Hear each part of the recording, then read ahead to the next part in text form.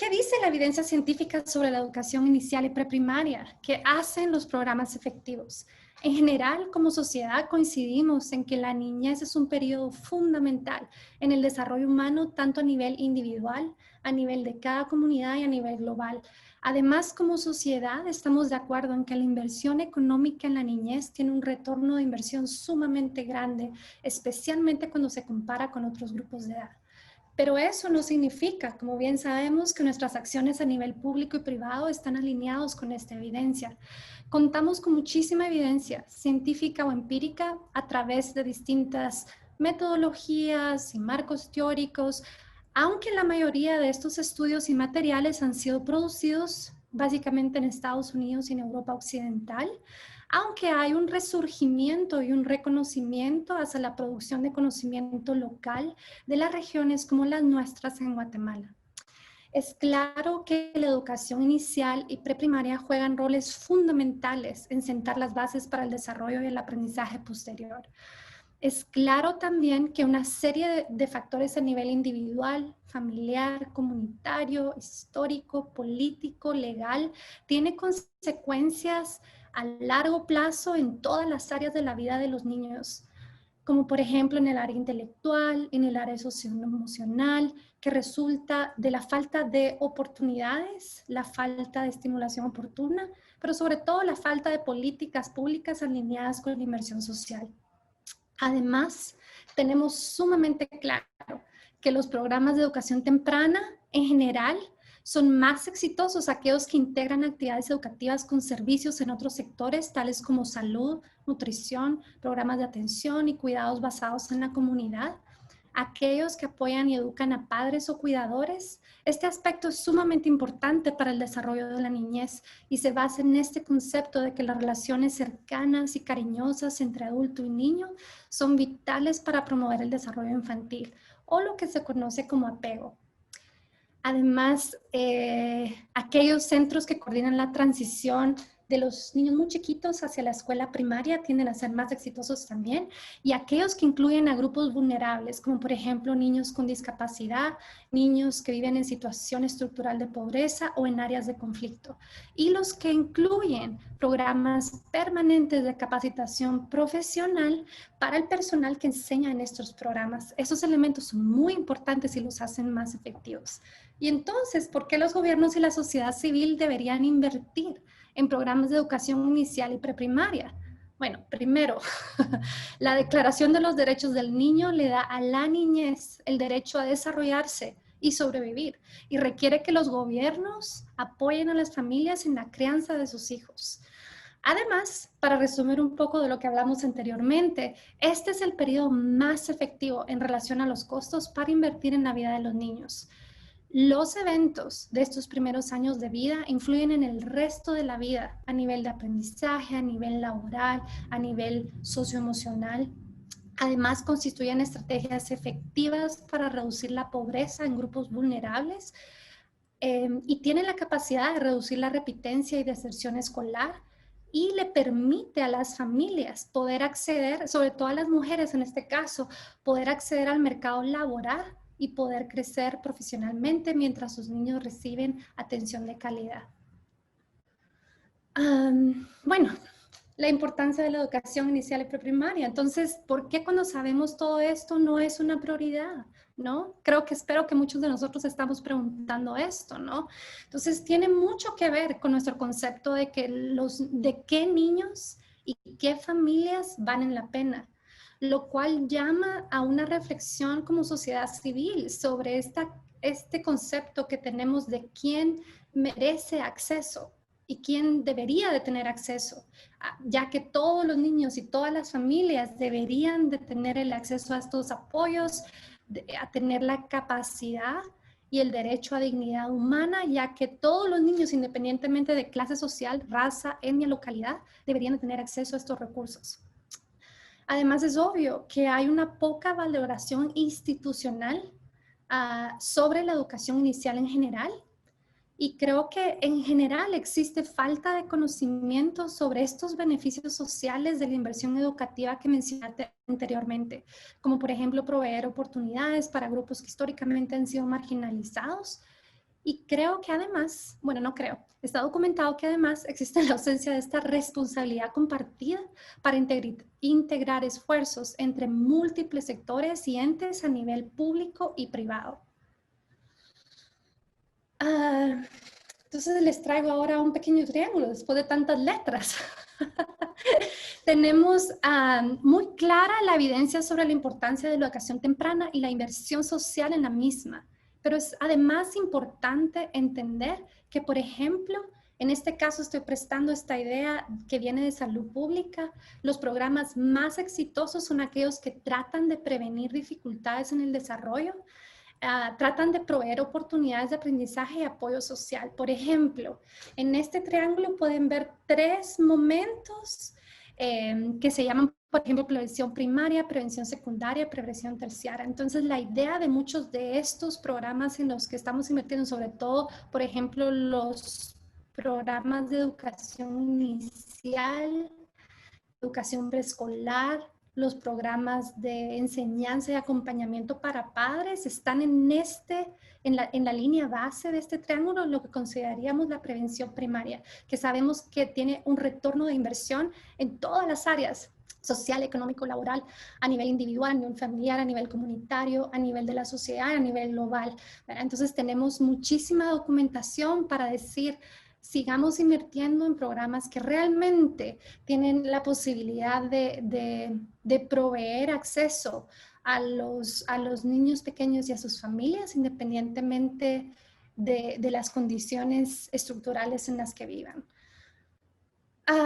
Y además tenemos la realidad, por ejemplo, de inequidad y a la vez de posibilidades, ¿no? Entonces, por ejemplo, en Guatemala sabemos que tenemos uno de los números más altos, de los datos más altos de desnutrición infantil, que tiene implicaciones severas en el desarrollo de los niños y de nuestra sociedad en general.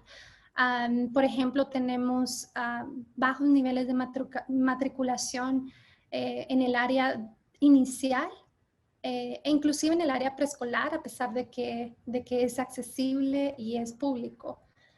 Tenemos niveles muy altos de deserción escolar y sobre todo es importante en un país que es multiétnico, multilingüe y multicultural reconocer que los grupos indígenas y personas que viven, por ejemplo, en áreas rurales y en áreas de pobreza sufren consecuencias severas por la falta de acceso a oportunidad de atención primaria. Y con todo eso, la intención era dar un poco el marco teórico, un poco de la evidencia empírica, un poco de la necesidad y a la vez un poco de la contradicción, a pesar de que sabemos tanto y está documentado. No invertimos en el área de educación inicial y educación temprana como se debería, y creo que oportunidades y desarrollos como por ejemplo los que mi colega Andreana Castellano va a compartirles en la próxima slide, básicamente nos da una posibilidad de romper algunas de estas brechas de acceso. Andreana, la próxima es tuya. Lo siento. Bueno, voy a empezar a contarles un poquito y wow, muchísimas gracias por ese layout que ayuda a evidenciar la importancia de estos primeros años. Y bueno, la verdad para mí, y yo soy una fiel muestra de que no sabía esto, de hecho, hasta que llegué a mi beca Fulbright. Entonces voy a empezar por contarles mi historia de cómo empecé yo a dedicar mi vida. Yo soy ingeniera, no tengo nada que ver con primera infancia, y les voy a contar un poquito de cómo paré dedicando mi vida, mi corazón, mi alma al tema de la primera infancia. En realidad, cuando yo vine a Fulbright, hace muchísimos años, yo estudié en un colegio católico, fui a una misión de alfabetización, le pregunté a una niña, ¿qué quieres ser cuando seas grande? Esperaba que me diga doctora, policía, maestra. La niña me miró y me dijo que por qué le decía eso, que en su comunidad todos eran cortadores de café y que su papá decía que eso era lo único que podía hacer. Y eso realmente se quedó conmigo y yo dije, no, yo quiero vivir en un mundo en el que los niños decidan qué quieren ser y que tengan ese poder de decisión. Me volví ingeniera porque pensé que mejorando el proceso de cortar café íbamos a hacer, pero nunca se sentía suficiente. Más tarde en mi carrera empecé a trabajar en una empresa de tecnología y vi que la tecnología tenía mucho poder y que había mucha demanda por desarrolladores. Así que de hecho cuando yo vine a Fulbright vine a estudiar negocios de impacto social con la idea de que yo iba a hacer una escuela para desarrolladores. ¿Saben lo que me pasó? Es que en la maestría me dijeron, ok, tienes que entender muy bien el problema. Entonces, ve a hablar con las universidades y pregunta por qué no vienen las personas preparadas para estudiar algo como sistemas. Entonces, las universidades me dijeron, no, no vienen preparadas, no tienen algunas habilidades. Me fui a la secundaria, me dijeron lo mismo, a la primaria me dijeron lo mismo, y llegué a la preprimaria y seguía con la misma respuesta. Y fue hasta que leí un paper, o sea, estoy hablando de que yo tenía, ¿qué? 24 años. Fue hasta que leí un paper de neuroscience que descubrí cómo el cerebro humano era tan maravilloso, tan elástico, y cómo todas estas conexiones cerebrales que se llaman sinapsis se desarrollaban en nuestro cerebro en los primeros 5 años. O sea, ahí ocurre toda la magia y hay, como Ruby menciona, muchísima evidencia económica y científica de la importancia de estos años, y yo, una becaria Fulbright, ingeniera, etcétera, no lo sabía y a mí me asombró. Y además de esto, lo que descubrí fue que todas las soluciones existentes en el mercado requerían o sea, eran poco escalables, eran muy efectivas, sobre todo con esto del caregiver, del apego. Por ejemplo, hay personas que van a visitar a familias y les dan acompañamiento, pero lograban abarcar 100 familias, o sea, una visitadora, sobre todo en las áreas más alejadas, en las áreas rurales, logra visitar 20, 30 familias una vez al mes. Entonces, yo quise utilizar la tecnología para crear una solución que ayudara a hacer la primera infancia y los recursos evidenciados de primera infancia accesibles para todas las familias, y de esto se trata Afinidata. Y si me puedes hacer el favor de pasar a la siguiente slide. Y bueno, así fue como nació Afinidata, y la idea era esta: imagina que cada familia puede tener su propia tutora, su propia experta de estimulación temprana u oportuna en casa, guiando a cada padre para que le ayude a sus hijos en estos primeros años a darle un correcto desarrollo.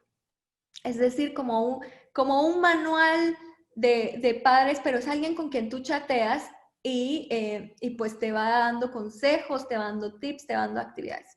¿Cómo funciona? Si quieres, podemos ir a la siguiente.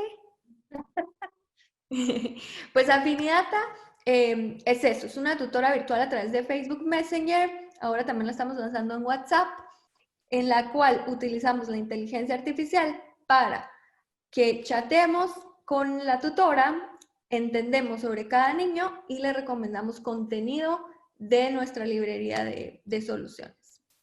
Podemos ir a la siguiente. Y bueno, esto básicamente funciona de la manera siguiente. Por si conocen familias, voy a aprovechar el espacio para el anuncio comercial. Si conocen o tienen niños entre 0 y 6 años, pueden ir a nuestra página web afinidata.com, dan clic en suscribirse, esto los va a llevar al chat de Messenger, chatean, les va a preguntar la fecha de nacimiento del niño, muchísimas cosas. O sea, es como conversar con una maestra, digamos. La tutora aprende, y a través de la tecnología que se llama Machine Learning, nosotros aprendemos de cada niño y recomendamos la mejor actividad. ¿Qué son estas actividades? ¿Podemos ir a la siguiente?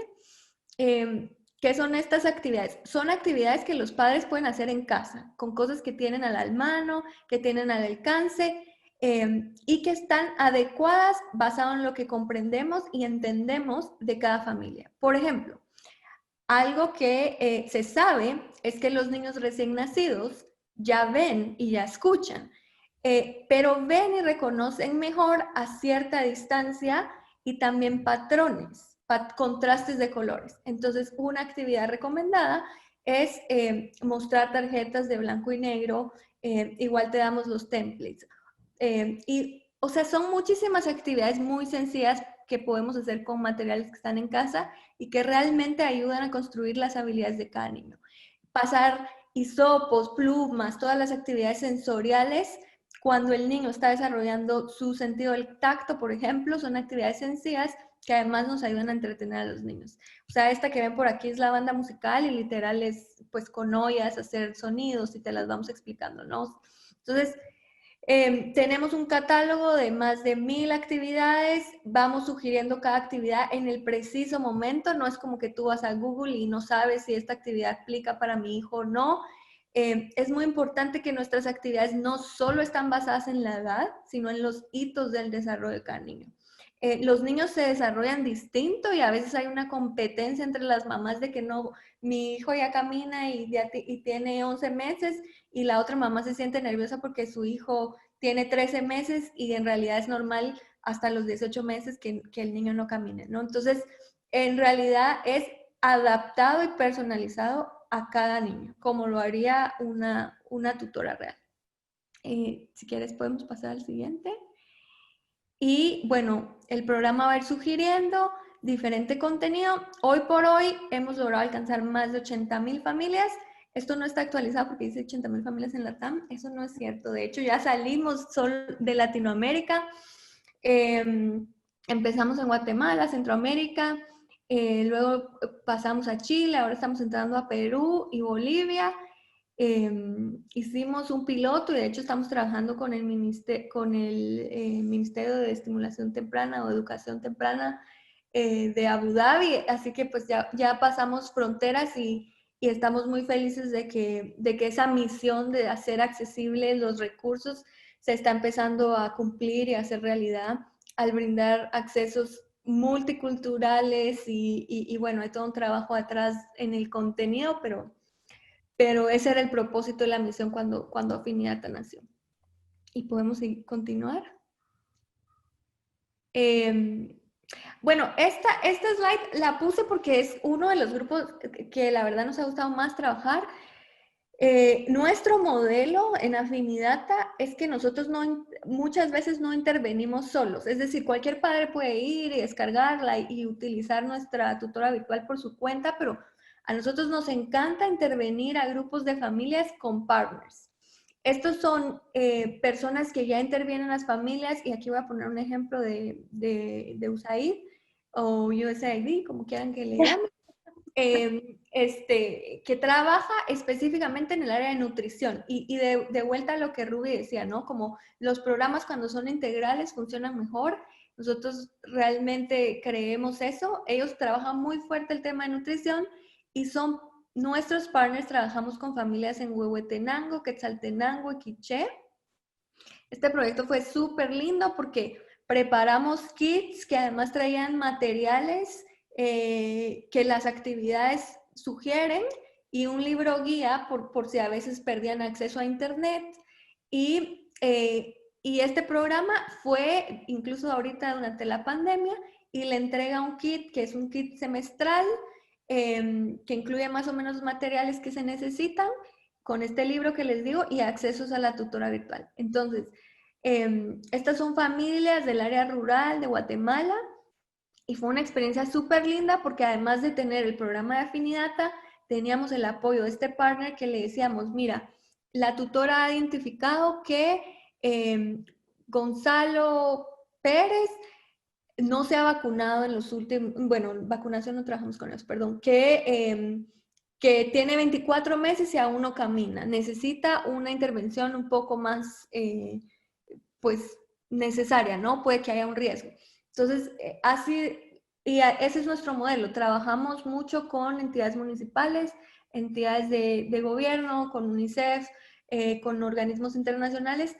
Intervenimos junto con ellos y utilizamos la tecnología como un apoyo sin dejar de considerar que estos programas en la pirámide que Ruby mostraba son muy necesarios para un porcentaje de la población que la tecnología no puede resolver. Nosotros ayudamos a identificarlos, a hacer más accesible la información y a y a replicar y a escalar y a hacer más costo eficiente la solución de accesibilidad. Bueno, de este tengo que decir que no es evidencia científica, tengo que aclarar, pero de la muestra tomada de estas familias, al final del programa, que el programa duró con ellos 8 meses, el primer módulo, todavía se continuaban activos el 60% de las familias y el 95% quedó en los parámetros normales de hitos del desarrollo, claro, con una intervención combinada en nutrición y en desarrollo, ¿no?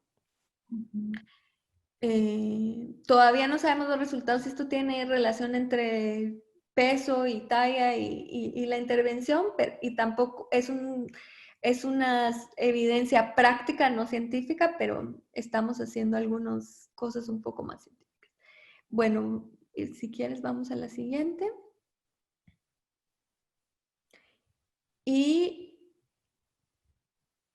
Bueno, esto un poco para contarles de nuestros partners, ya hablé un poquito de esto. Realmente hemos diseñado una solución global desde local. Trabajamos con partners muy importantes y somos afortunados de tener partners en Suiza, aquí en los Estados Unidos, en Chile, etcétera. Y bueno, poco a poco vamos sumando y ha sido muy gratificante podernos sumar a esta misión en la educación. Y vamos a la siguiente, que creo que es la última. Y bueno, nada, eso es Afinidata. Invitarlos a que desde sus comunidades, desde sus perspectivas, seamos héroes y ganadores de la primera infancia y que construyamos en conjunto pues un futuro brillante para que los niños puedan elegir qué quieren ser, y que les demos esas herramientas. Y nada, los invitamos a visitar afinidata.com y a sumarse en sus comunidades, o en cualquier duda que ahora tengan. Muchas gracias por este espacio y por supuesto por la conversación que han tenido. Tenemos algunas preguntas que nos han llegado al chat y también invitamos a los demás participantes que si tienen alguna duda la hagan llegar. Yo se la estaré trasladando a cualquiera de las dos panelistas. Nos preguntan, para Ruby, durante tu investigación reciente, ¿has tenido la oportunidad de evidenciar el impacto que el COVID está teniendo en la educación de preescolares en Guatemala? Muchísimas gracias, Carlos, y muchísimas gracias a la persona que hizo esta pregunta. Honestamente COVID está pasando ahorita y está teniendo un impacto en el sentido de que la mayoría de los preescolares a nivel global, no solo en nuestras propias localidades, ¿verdad?, sino a nivel global, la educación realmente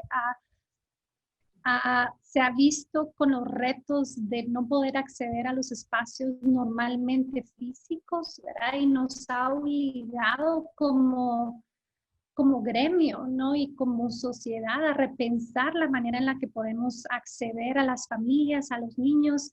No tengo datos específicos de Guatemala. Yo solo creo que no di mucha información al principio. Me fui de una vez, de hecho. Estoy como profesora ahorita en la Universidad de Nevada, en Reno, en Nevada.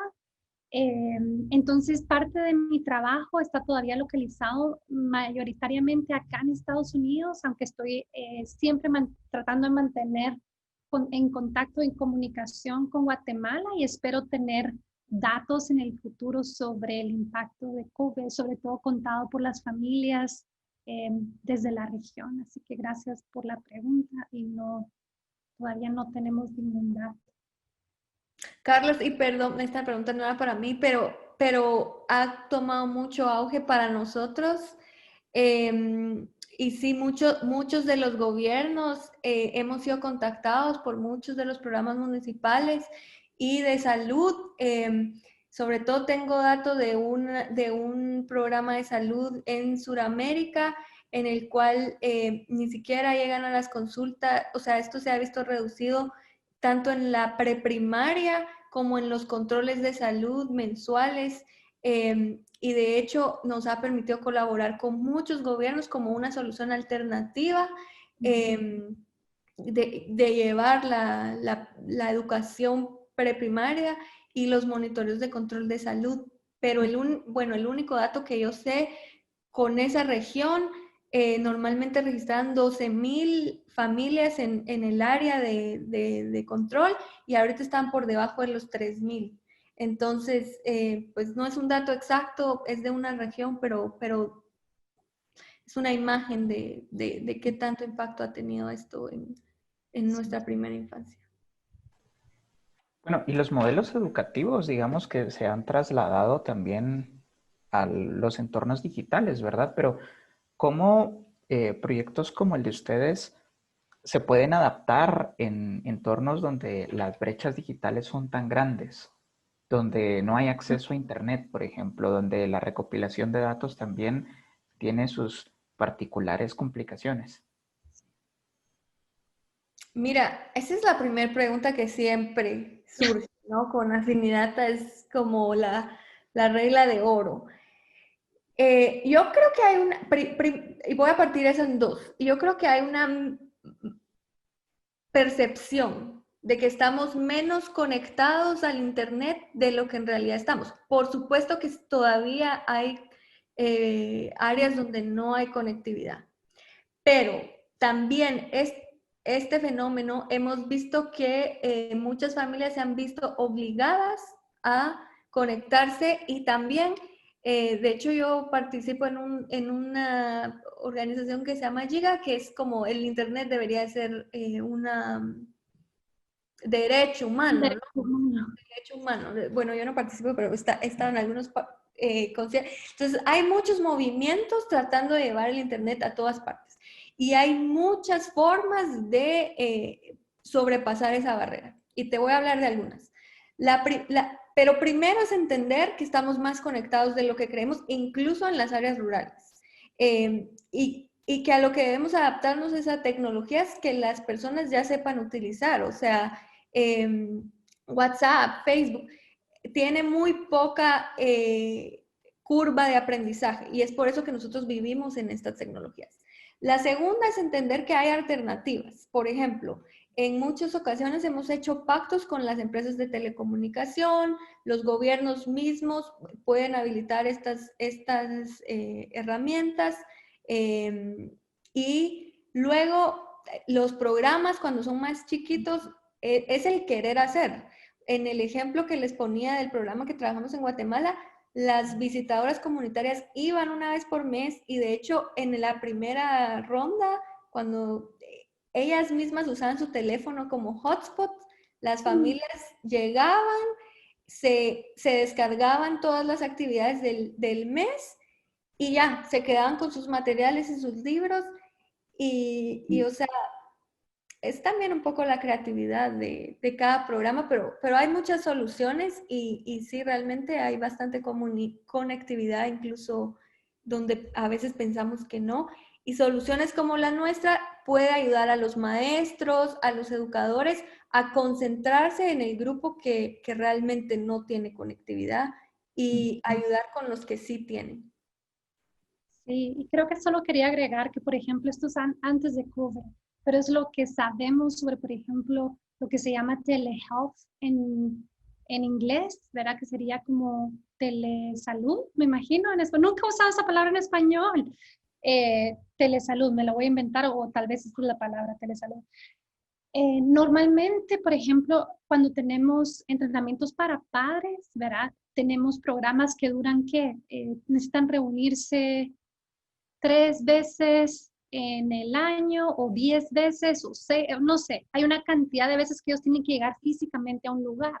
Y parte de lo que sabemos, como por ejemplo la telesalud, es que tiene distintos mecanismos que permiten a muchas familias acceder. Entonces, por ejemplo, la tasa de acceso y de completar, por ejemplo, un entrenamiento típico para padres que dura más o menos entre 6 a 12 semanas, ¿verdad? Hay una tasa de deserción de más del 50%. Es altísimo porque hay muchas barreras, ¿verdad? Sobre todo que trabajo, que se enferman, que sobre todo en las comunidades de mayor riesgo. ¿verdad? Por falta de acceso o a nivel estructural.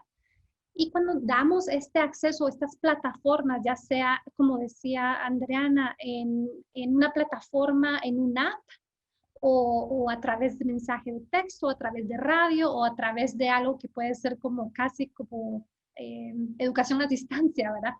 Permite, y entonces el acceso y lo que sabemos comparado a este tipo de entrenamiento es que logramos acceder a casi un 90%. Hay un mayor nivel de completar este tipo de entrenamientos que han sido simplemente cambiados de la forma presencial a la forma digital, ¿verdad? Y creo que es interesante como entender que eso explica que hay mayor posibilidad, que permite mayor flexibilidad y que realmente trata de encontrar a las familias donde ellos están, ¿verdad? Donde ellos realmente pueden responder y les da la posibilidad de ser mucho más exitosos en el proceso sin poner tantas barreras en el camino, ¿verdad? Y tenemos muchísima evidencia hasta el momento de qué tipo de prácticas podemos utilizar para poder hacerlo de manera más efectiva. Entonces, por ejemplo, lo que Andreana presentó me parece como tan novedoso. Realmente nosotros nos conocimos la semana anterior cuando estábamos presentando para esto y me encantó escuchar sobre esta posibilidad, esta oportunidad que está conectada aparte de lo que sabemos, ¿verdad? En la literatura, pero que además también está abriendo brecha en la parte en la que no estamos claros todavía en algunos conceptos y nos está ayudando a repensar algunos de los conceptos que tal vez hemos dado por sentado, ¿verdad? Que eso es parte de la ciencia, es parte de crear nuevo conocimiento y de compartirlo con los demás. Muchas gracias. Nos pregunta Mayra Villatoro. Soy maestra de preprimaria. ¿Cómo poder ayudar a los padres que no podrán enviar o no quieren enviar a sus hijos el otro año al colegio por la pandemia?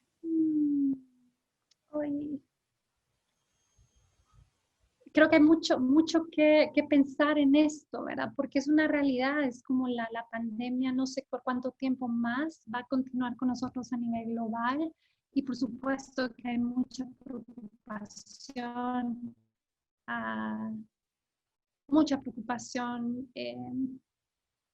de seguridad, ¿verdad? De poder enviar a los chiquitos. Y creo que parte del reto que tenemos como comunidad educativa, y eso lo estoy viendo aquí también, por ejemplo, yo trabajo en entrenando docentes, ¿verdad? Y parte de lo que nos toca repensar es cómo accedemos, ¿verdad? Y una es establecer sistemas de comunicación con las familias en la manera en la que ellos pueden acceder, ¿verdad? Si es, por ejemplo, vía Zoom, perfecto, entonces tratamos de chequear qué es el tipo de apoyo que ellos necesitan.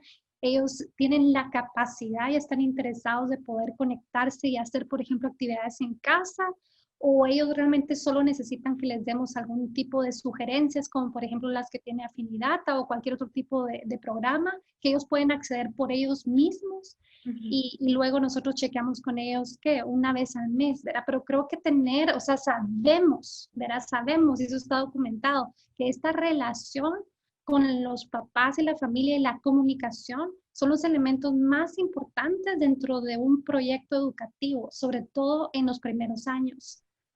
Entonces, mi consejo sería realmente asegurarte de que hay comunicación con tus familias y de que se establece esta relación a pesar de que esa distancia y va a tocar ser muy flexible en tratar de dar los recursos que las familias necesitan basado en lo que tienen como escuela, ¿verdad? Pero es difícil. No sé, Andreana, si tienes otra... Sí.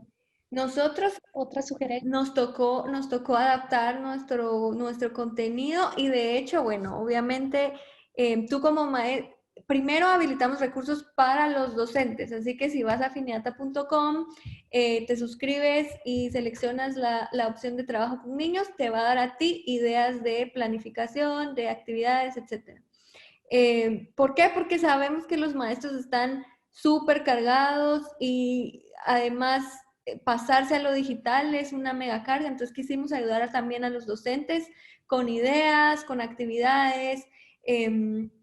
Esa es una cosa que hicimos. Estamos trabajando en una nueva versión para docentes que va a ser muchísimo más completa. También ofrecemos la oportunidad de crear tu propio programa en nuestra plataforma y que la plataforma sea la que disperse la currícula que se defina. Esos son los dos recursos que ofrecemos directamente para profesionales o docentes. Y la segunda fue que incluimos dentro de la plataforma un módulo que se llama Caring for the Caregiver. Y esto es cuidado del cuidador. Lo que nos dimos cuenta es que la mamá no puede hacer las actividades si ella no está bien. Entonces, incluimos ahora contenido sobre salud mental del cuidador. Y de hecho ahora nuestras sesiones de conversación empiezan por preguntarle al padre de familia cómo se siente cuando su hijo está creciendo, cómo se siente cuando su hijo está haciendo berrinche, porque hay que cuidar del cuidador. Y la otra cosa es, hay que hacerle sentir, y eso lo tratamos de hacer mucho en Afinidata, que no estamos imponiendo una actividad, que si su hijo no logró una meta, no significa que su hijo está atrasado. No queremos crear más estrés, sino vamos a trabajar juntos, vamos a acompañarlo para que su hijo logre. Y entonces eso fue parte de lo que hicimos. Incluimos sesiones de cuidado del cuidador. La plática, la conversación, muchas veces comienza por cómo se siente, qué tipo de apoyo necesita. Y bueno, va a ser un poquito chistoso, o yo le comentaba a Rubí el otro día que a veces nos cuentan que se está pasando por un divorcio, nos mandan fotos de pañales, y obviamente esto es un tutor virtual y les explicamos que no es una persona, pero a veces lo único que el cuidador necesita es hablar con alguien, compartir la experiencia, o si se emocionó porque su hijo logró algo, es compartir eso con alguien, ¿no? Entonces, ese sería mi otro consejo, que tú que tienes mucha relación con las familias como Rui dice, habilitar los canales de comunicación, y que a veces el apoyo que necesitan no precisamente es de sugerir una actividad, que a veces es de escuchar qué es lo que está pasando, ¿verdad? Y como maestros a veces toca ser psicólogos, y si no, pues Afinidad puede ser el psicólogo también para escuchar nada más, ¿verdad? Pero sí que es importante cuidar la salud mental de los cuidadores. Ese sería mi mensaje. Creo que solo quiero agregar una parte más, que creo que a veces en este tipo de crisis, sobre todo como regresa y hace visible los retos que hemos tenido por muchos años, ¿verdad? Entonces recuerdo que la Fundación Spencer acá envió una carta muy linda que básicamente decía, nosotros en el campo de educación nos ha obligado en los últimos 6 meses a repensar nuestras prácticas, y estas prácticas han cambiado más en los últimos 6 meses que en los últimos 50 años, ¿verdad? Y creo que esto es bien importante de recordar. Y la otra parte que quiero asegurarme de que es claro, porque normalmente ponemos este reto en el maestro, en el papá, y normalmente es así a nivel individual, pero tenemos que regresar al nivel institucional, a las políticas, a los sistemas de apoyo que realmente necesitan responder mejor a las necesidades como los que ustedes nos están compartiendo. Es que hacemos ahorita con el COVID, es como te podemos dar recomendaciones a nivel individual para ti, para tu clase, para tu institución, pero creo que al final como sociedad, ¿no? Ya a nivel local, a nivel nacional, a nivel global, necesitamos reexigir que los sistemas respondan a las necesidades y a los derechos que cada uno de estas comunidades y estos países, de hecho, han firmado y están comprometidos a responder a estos derechos. No es solo de la bondad de su corazón, ¿verdad? Tienen obligaciones legales, civiles, de responder ante las necesidades de los niños y ante, por ejemplo, de proveer la capacitación, que sabemos que es tan importante para los docentes, de poder ofrecer los servicios que necesitamos, que realmente tenemos que reinventarnos los sistemas de educación para poder realmente acceder a las familias y proveerles lo que necesitan en este momento. Pero sí quería asegurarme de que eso está claro, porque si no regresamos otra vez a solo darle el problema a los maestros o a los papás. Perfecto. Y bueno, hay una pregunta que son, de hecho, 3 preguntas que vienen un poquito en esta tónica de la responsabilidad que hay entre la relación de padres de familia y maestros, ¿verdad? Pero alguien nos comenta que en las escuelas públicas de preescolar hay casos en los que los docentes presionan mucho a los padres de familia, especialmente a las madres, para que aprendan a leer y a escribir a toda costa. Pero estas personas no tienen orientación adecuada, ¿verdad? Sobre todo ahora que estamos en la modalidad virtual. Entonces hay estrés en estas situaciones. Sumando algo que agregan en otra pregunta, ¿qué actividades básicas son las que ustedes han trabajado? Creo que Rui ha trabajado un poquito más en este tema, pero ¿qué actividades básicas se le pueden dar a los docentes para que puedan implementar en sus clases y en estas relaciones? Mm, qué pregunta más global y más grande. Todas juntas, ¿verdad? Ah, vamos a aplicar para ser presidentes de la región. No, estoy molestando.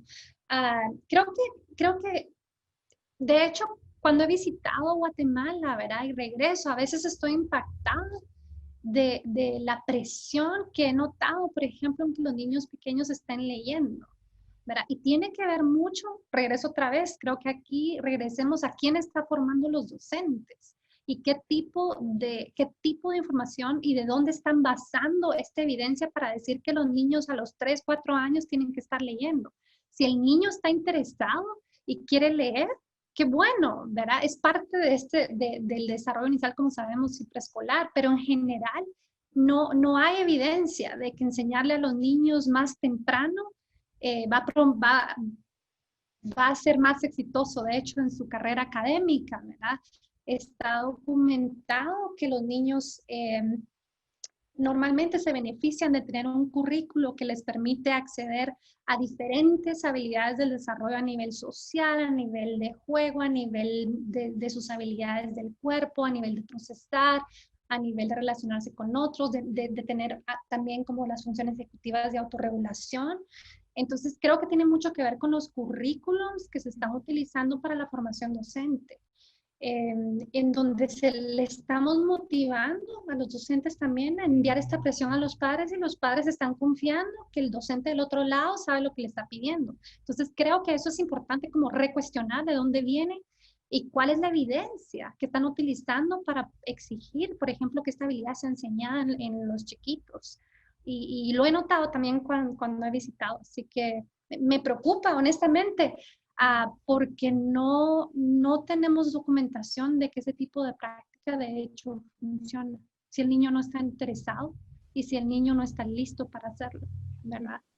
Eh, y el otro comentario era algo de actividades básicas que se puede hacer para establecer relaciones con las familias.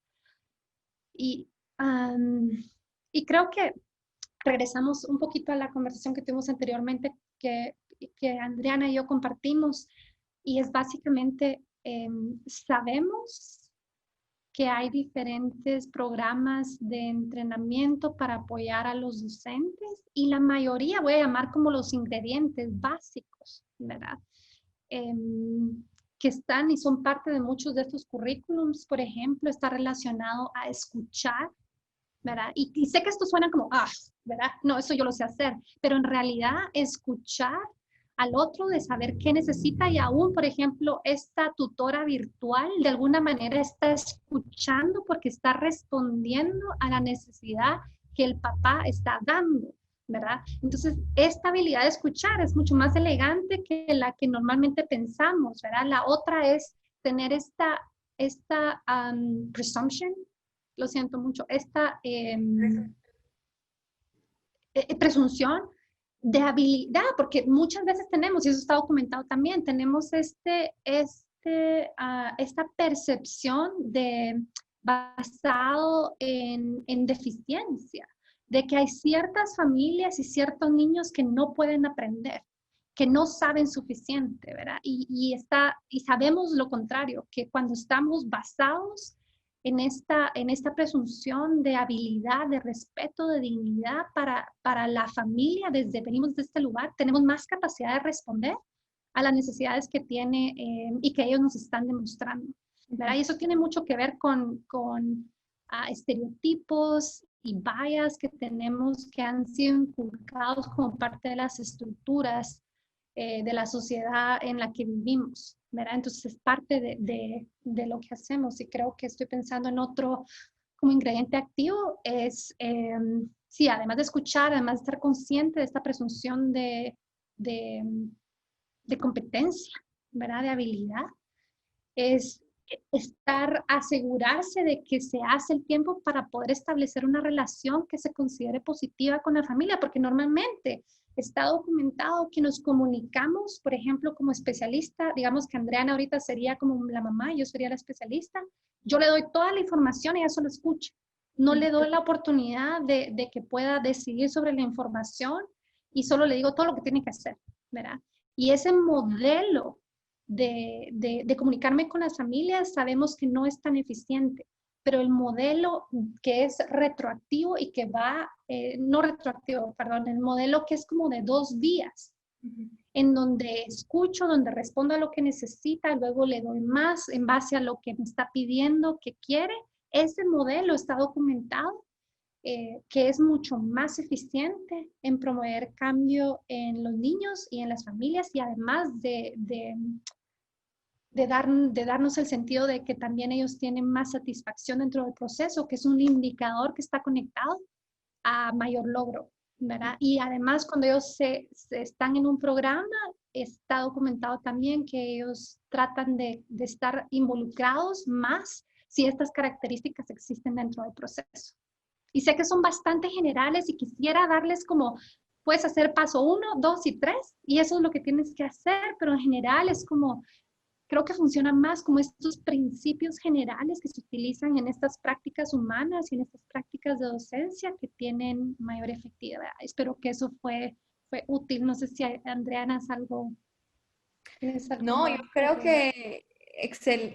que yo estoy 100% de acuerdo que tiene que ser de 2 vías. De hecho, ese es el concepto que estamos tratando de cambiar en Afinidad, que la familia intrínsecamente sabe, la mamá tiene un sexto sentido y es de cultivar eso, el niño, confiar en el niño. Esto es un principio de muchas filosofías, ¿no? Como Montessori, o sea, dejarlos que lo intenten. Entonces, es un proceso de confianza y aprender a confiar en el niño, darle la confianza y resaltar que él tiene la posibilidad. La mente humana es maravillosa y el niño tiene un potencial increíble, es de exponenciarlo, darle la oportunidad de presentarlo, lo mismo para los padres de familia. Entonces, es toda una cadena y justamente eso es lo que estamos tratando de cambiar en Afinidad. No es de pushar y pushar contenido, sino es de escuchar, de formar una relación y de después sugerir y presentar una sugerencia. Entonces,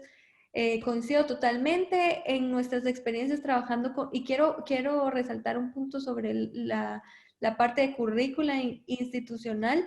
Muchas veces no hay decisiones a nivel institucional sobre la currícula o la currícula es muy vieja, entonces no está en lo más actualizado, en la nueva evidencia, y a nosotros nos ha tocado un poco evangelizar cuando nos llegan y nos dicen, pero quiero ver la currícula, y bueno, sí hay una currícula, pero en realidad nuestro programa funciona personalizado por el niño y la docente, de acuerdo a lo que va viendo que avanza, vamos a ir haciendo. Y eso a veces es un modelo muy difícil de comprender porque estamos acostumbrados a pushar contenido, ¿no?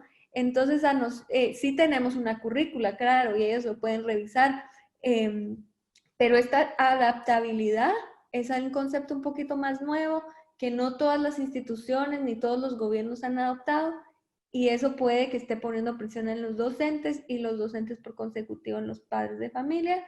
Y bueno, como toda innovación va a tomar su tiempo, pero a todos los que estamos hoy aquí nos toca innovar y ser abogados de que estos procesos cambien, de que las herramientas se utilicen y de que estemos como sociedad apoyando a las familias en la crianza respetuosa y en potencializar los elementos que los niños ya tienen. Y eso creo que es el primer mensaje. Ya como humanos nacemos muy extraordinarios y solo hay que poner las oportunidades enfrente y a veces se necesitan elementos adicionales y como sociedad debemos de ayudar a brindarlos, ¿no? Muchísimas gracias. Antes de finalizar, de una forma muy breve, quisiera hacerles 3 preguntas muy interesantes que nos llegaron. La primera es para Rui. Pasado el gap de los 5 años, ¿Los chicos tienen aún la oportunidad de alcanzar el desarrollo cerebral necesario? Sí.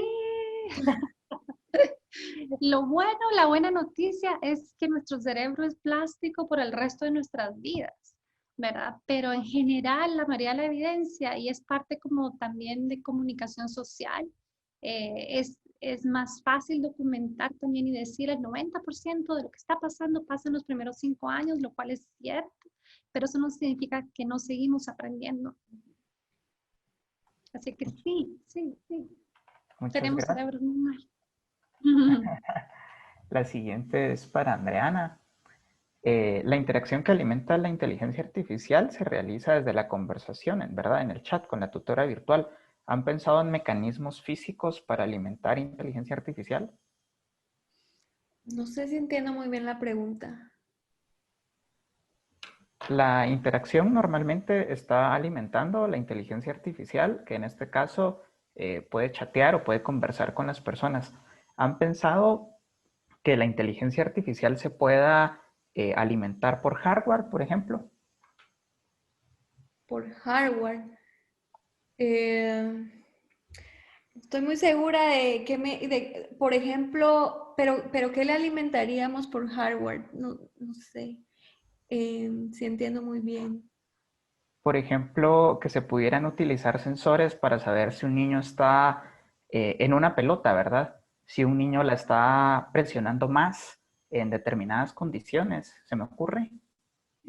Sí, bueno, tecnológicamente se puede, ¿no? O sea, todos los que trabajamos en tecnología sabemos que el infinito es como la mente humana, ¿no? A mí cada vez que un partner me dice, ¿y se puede hacer esto? Sí, se puede, ¿no? La idea es que tanto ayuda a resolver el problema. Y la realidad es que a lo que Ruby decía, las sinapsis se forman con las experiencias. Si a mí me clonaran hoy, yo no sería la misma, porque todas mis experiencias no las pueden clonar. Entonces, en realidad la experiencia y el apego es lo que más importa. No es tanto como el niño, o sea, no importa tanto, sí importa, pero no es la principal función que el niño agarre perfecto, que lea perfecto, que si no es más construir esa relación de apego. Entonces, la respuesta es sí, sí, sí podemos. Tendríamos algunos problemas con conseguir los permisos para colectar este tipo de data de los niños y nos meteríamos a un poquito más de cosas. Eh, pero, y sería interesante, por supuesto, pero para nosotros es más importante responder a las necesidades de los padres para que los padres se sientan tranquilos, se sientan guiados, se sientan acompañados y ayudan al proceso de formación de habilidades de sus hijos, aunque estas no sean perfectas. El niño eventualmente va a caminar como tú y yo y como todos perfectamente, aunque en los primeros años pues se va a caer y etcétera, ¿no? Lo importante es que vaya construyendo la confianza y que vaya alcanzando las skills, ¿no? Y para finalizar, de forma muy breve, me gustaría preguntarles un comentario que nos llegó precisamente, me parece muy interesante. He leído que hay una diferencia en términos de desarrollo cerebral entre un niño monolingüe y uno bilingüe. ¿Podrían comentarnos un poquito de esto? Mm, sí, bueno, sí, está muy documentado, ¿verdad? Que ser bilingüe tiene muchos beneficios a nivel cognitivo, a nivel social, a nivel de función ejecutiva, a nivel de autorregulación. O sea, es increíble la cantidad de beneficios que hay. Entonces creo que ahora quiero dejarlos con una pregunta, sobre todo en una sociedad como muchas de las nuestras, que son multilingües, pero donde no valoramos los idiomas de la misma manera y los beneficios de ser bilingües son exactamente los mismos, no importa el idioma que se esté hablando. Entonces, mucho de la pregunta para nosotros es como, ¿será que valoramos como sociedad, por ejemplo, el ser bilingüe español-inglés, español-francés, en vez de ser, por ejemplo, español-mam, español-quiché? Y creo que para nosotros como sociedad es importante proveer acceso a esta información, porque estos beneficios están documentados para todos, pero como sociedad no lo valoramos igual. Y entonces no proveemos los espacios y las oportunidades para que sean para todos de manera igualitaria. Y sí, está documentadísimo, documentadísimo. Gracias. No sé si, Andreana, vas a aportar algo al... ¿O tienes No, un no, comentario nada, sobre eso? que sí, o sea, 100%, que ser bilingüe, a veces los papás se preocupan porque no están hablando al mismo nivel pero es que el niño está construyendo una imagen mental, ya no va a aprender como nosotros traduciendo, sino, o sea, yo miro esto, es un teléfono y lo tengo en los dos idiomas, entonces el proceso es diferente y eso es parte de esto que estamos hablando, que cada niño se va desarrollando distinto y no hay un one size fit all, ¿verdad? No, no todo encaja. Entonces, por supuesto que ser bilingüe es extraordinario y a veces hay que ayudar a los padres a entender que tu hijo bilingüe o trilingüe va a tardar más en decir 500 palabras que el niño que solo habla un idioma y no te tienes que sentir ansioso.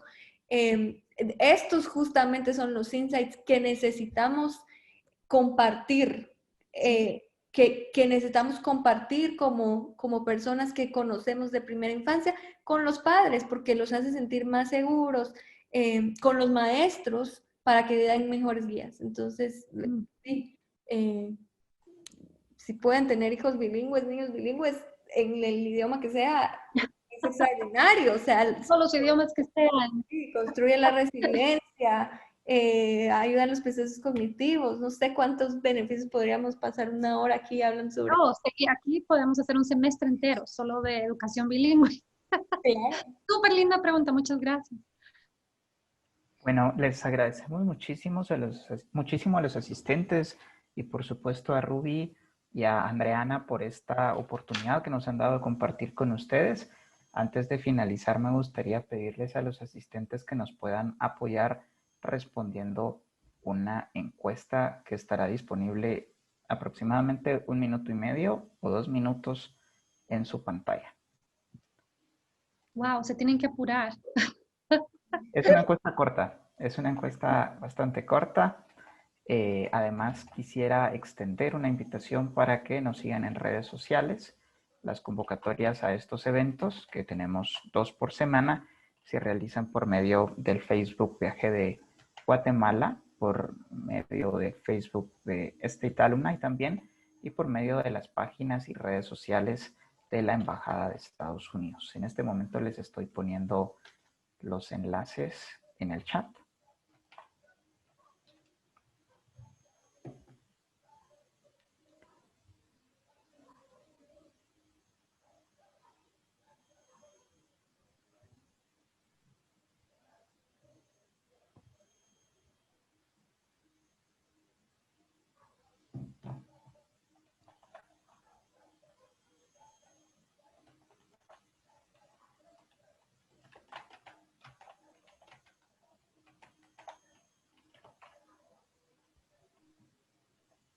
Y bueno, ya tenemos todas las respuestas de la encuesta, entonces voy a cerrarla en este momento.